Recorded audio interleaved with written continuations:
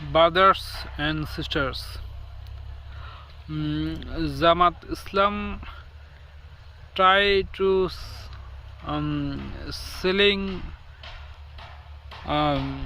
Jannat for every one vote in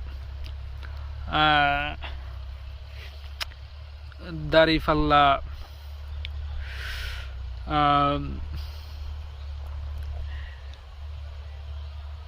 যাই হোক, topics আসলে এটা না।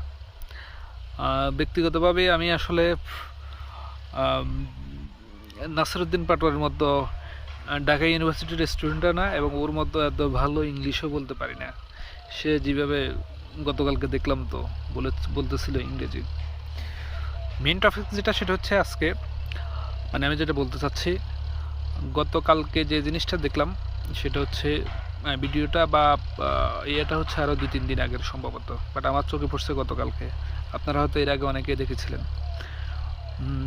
সিলেট এক আসনের জামাতের ডিস্ট্রিবিউটর কৃষ্ণনন্দী, সে তার কোনো এক জনসভায় বলেছিল, আস্তাগফিরুল্লাহ, আল্লাহ পাক মাফ করে দিক, তাকে নাকি হচ্ছে মহান আল্লাহ পাক রাব্বুল আলামিন দূত হিসাবে হচ্ছে আমাদের জন্য প্রেরণ করেছে। তো সেই কথাটি ওপেনলি জনসভায় বলেছে। তো আমি আসলে এই প্রশ্নটা রাখতে চাই, যারা হচ্ছে এখন জামাত ইসলামকে সাপোর্ট করতেছে এবং জামাত ইসলামের জন্য ভোট চাচ্ছে এবং জান্নাতের টিকিট বিক্রি করার চেষ্টা করতেছে। আমরা যারা হচ্ছে আসলে সাধারণ বাংলাদেশি আছি, তারা দাবি করে আমাদের চেয়ে তারা ইসলাম অনেক বেশি বুঝে। তো আপনাদের কি মনে হয়, আল্লাহ পাক আসলেই কি কৃষ্ণনন্দীকে আমাদের কাছে ওনার দূত হিসেবে প্রেরণ করেছে?